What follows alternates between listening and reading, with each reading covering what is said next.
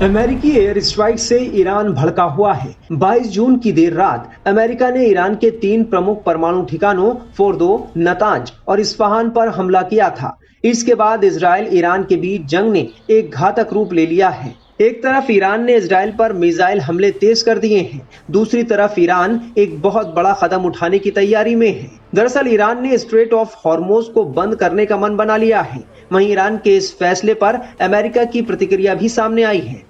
America के विदेश मंत्री मार्को रूबियो ने कहा है कि ईरान का हॉर्मुज जल डमरू मध्य बंद करने का फैसला बड़े नुकसान की वजह बनेगा। रूबियो ने ईरानी संसद के हॉर्मुज जल डमरू मध्य को बंद करने की मंजूरी देने से जुड़ी रिपोर्ट पर प्रतिक्रिया व्यक्त करते हुए इसे आर्थिक आत्महत्या बताया।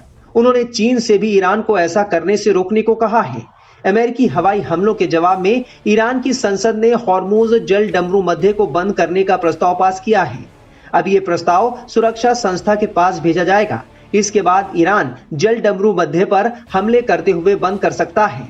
एक न्यूज चैनल के कार्यक्रम में मार्को रूबियो ने ईरान के हॉर्मुज जल डमरू मध्य को बंद करने से जुड़ी खबरों पर जवाब दिया। रूबियो ने कहा कि वो चीनी सरकार से कहेंगे कि वो ईरान को ऐसा ना करने के लिए मनाए, क्योंकि वो अपने तेल के लिए हॉर्मुज जल डमरू मध्य पर बहुत निर्भर है। उन्होंने कहा कि ईरान का ये फैसला भयानक गलती और आर्थिक आत्महत्या जैसा होगा। रूबियो ने चेतावनी दी कि जल डमरू मध्य को बंद करने से संघर्ष बढ़ेगा, क्योंकि अमेरिका और बाकी देश इस पर प्रतिक्रिया देंगे। 21 जून की रात को अमेरिका ने जो ईरान के 3 न्यूक्लियर साइट्स के ऊपर हमला किया है, इससे जो अभी इजराइल और ईरान के बीच लड़ाई चल रही है उसमें एक नई दिशा आ गई है और लड़ाई भड़कने की जो है एक चांस बढ़ गई है, क्योंकि अमेरिका की डायरेक्ट इन्वॉल्वमेंट जो है वो शायद ईरान ही नहीं कई और देश भी इसको बर्दाश्त ना करें। जैसे हाल ही में यमन ने तो अनाउंस भी कर दिया है कि वो भी ईरान के साथ इस लड़ाई में हिस्सा लेगा। तो इससे आगे क्या हो सकता है? अब आगे देखिए, सबसे पहली बात तो ये है कि क्या अमेरिका कंटिन्यू करेगा या सिर्फ इस बॉम्बिंग के बाद बंद कर देगा। दूसरा, जो ईरान के मित्र देश हैं वो इस लड़ाई में आएंगे डायरेक्टली या इनडायरेक्टली। तीसरा, ये लड़ाई और कितना लंबी देर तक चलती है। चौथा, अमेरिका के जो ठिकाने हैं, मिलिट्री ठिकाने हैं मिडिल ईस्ट और यूरोप में, उनके ऊपर इसका क्या असर पड़ेगा। ये सारे सवालात हैं जिनका जवाब आपको धीरे धीरे मिलना शुरू होगा, क्योंकि ईरान ने तो साफ कह दिया है कि हम रिटेलिएट करेंगे, हम इसका जवाब देंगे। सबसे बड़ा नुकसान जो होने वाला है मुझे लगता है वो है ग्लोबल कम्युनिटी को, क्योंकि इससे एक तो अस्थिरता जो है वो बढ़ेगी और दूसरा जो तेल की कीमतें हैं वो आसमान छूने वाली हैं। सर वही इससे, क्योंकि मिडिल ईस्ट जो है जो सारी कंट्रीज है वहाँ देश पूरा वर्ल्ड जो है डिपेंडेंट है उनके ऊपर ऑयल को लेके।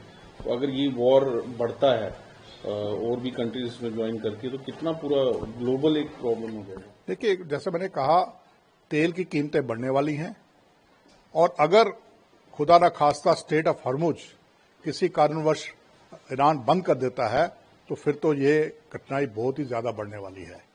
इसलिए पूरी दुनिया की नजरें इसी बात के ऊपर हैं कि लड़ाई जो है वो स्टेट ऑफ हॉर्मुज की तरफ ना जाए और ईरान उसको बंद ना करे। तो ये एक बड़ी बड़ी मुसीबत बढ़ने वाली है पूरी दुनिया के लिए, खासकर उन देशों के लिए जैसे भारत जैसे देश है जो कि अपना ऑयल इंपोर्ट करते हैं।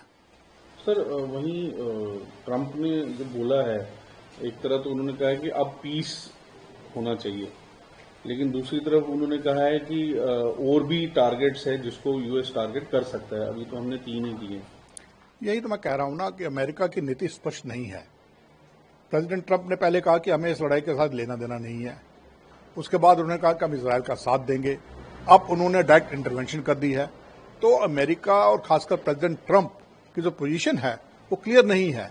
और कल रात को जो अटैक हुए हैं उसके अंदर अमेरिका के अंदर एक डिवीजन हो गई है, डेमोक्रेटिक्स और रिपब्लिकन के बीच में, रिपब्लिकन्स के बीच के अंदर, रिपब्लिकन पार्टी के बीच में 2 गुट बन गए हैं, एक गुट जो चाहता था, दूसरा जो नहीं चाहता है। तो इस तरह से अमेरिकन पॉलिटिक्स के अंदर भी और अमेरिका की जो पॉलिसी है उसके ऊपर भी क्वेश्चन मार्क है। ईरान की ओर से स्ट्रेट ऑफ हॉर्मुज को बंद करने से कहीं ना कहीं पूरी दुनिया की मुश्किलें बढ़ सकती हैं। हॉर्मुज जल डमरू मध्य खाड़ी देशों से कच्चे तेल और गैस के परिवहन के लिए बेहद अहम है। इस जल डमरू मध्य से हर दिन लगभग 20 मिलियन बैरल तेल और तेल उत्पादों की खेप गुजरती है। ओपेक के सदस्य सऊदी अरब, ईरान, संयुक्त अरब अमीरात, कुवैत और इराक एशियाई देशों को अपने ज्यादातर कच्चे तेल का निर्यात इसी जल डमरू मध्य के माध्यम से करते हैं। ईरान हॉर्मुज जल डमरू मध्य को बंद करता है तो इससे तेल और गैस की कीमतें बढ़ जाएंगी। ईरान ने जो कहा है वो भी चौंकाने वाली बात है। ईरान ने कहा है कि हमने वहां से पहले ही अपने जो वहां पे न्यूक्लियर हमारी एसेट्स थी हमने वहां से हटा ली थी, इसलिए वहां कोई नुकसान नहीं हुआ है। तो फिर फायदा क्या हुआ इस स्ट्राइक का? सर, वही यूएन सेक्रेटरी जनरल भी काफी चिंतित है। उन्होंने कहा है कि डी एस्केलेशन होना चाहिए। ये काफी डेंजरस हुआ जो भी यूएस ने किया। UN has become an ineffective body. एक बिल्कुल ही यूनाइटेड जो संयुक्त राष्ट्र है वो एक इनइफेक्टिव बॉडी बन चुकी है। अमेरिका संयुक्त राष्ट्र की सुनता नहीं है। अमेरिका अपनी मर्जी चलाता है और जब अमेरिका कुछ करता है तो संयुक्त राष्ट्र भी चुप हो जाता है। तो इसलिए इनके बयानात पर ज्यादा ध्यान नहीं देना चाहिए। इंडिया को कितना असर हुआ है इस सारे? देखिए, इंडिया चाहता है कि ये लड़ाई दोनों देश मिलकर सुलझाएं और जल्द से जल्द इस पे जो खत्म होनी चाहिए। इंडिया नहीं चाहता कि किसी के दबाव में आकर लड़ाई खत्म की जाए। तो इसलिए भारत का जो मौकिफ है, भारत का जो स्टांस है, बिल्कुल साफ है। भारत उसको भी दृढ़ है। लेकिन जो हालात बन रहे हैं, जिनसे तेल की कीमतें बढ़ने वाली हैं और स्थिरता जो बढ़ रही है दुनिया के अंदर, उससे निश्चित है कि बाकी देशों की तरह भारत भी चिंतित होगा। तो क्या लगता है कि एस्केलेशन होगा? क्योंकि इसमें हो सकता है कि अगर एस्केलेशन हो तो चाइना और बाकी उनको भी पढ़ना पड़ेगा। इसमें बड़ी कंट्रीज को भी वर्ल्ड वॉर की तरफ जा रहा है। जैसे मैंने कहा कि वर्ल्ड वॉर की तरफ तो नहीं, लेकिन एस्केलेशन है।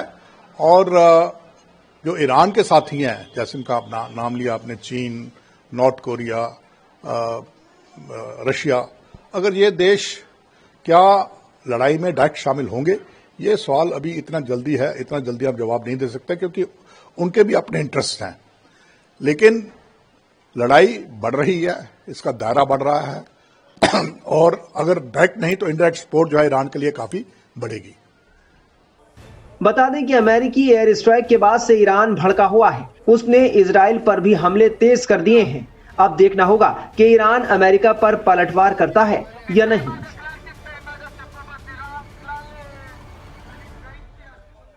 अमेरिका की इस पूरे युद्ध में एंट्री ने इस पूरे युद्ध के स्वरूप को और भी बड़ा कर दिया है। ईरान इसे जरूर रिस्पॉन्ड करने की कोशिश करेगा, लेकिन मेरा ऐसा मानना है कि यदि ईरान ने कोई और भी बड़े कदम उठाए इजराइल के ऊपर या अमेरिका के बेसिस के ऊपर, अगर ईरान ने कोई बड़ा एक्शन लिया तो फिर आने वाले समय में अमेरिका और इजराइल संयुक्त रूप से ईरान के ऊपर फिर से कोई बड़ी कार्रवाई कर सकते हैं, और जो कि ईरान के लिए और भी ज़्यादा घातक साबित हो सकता है।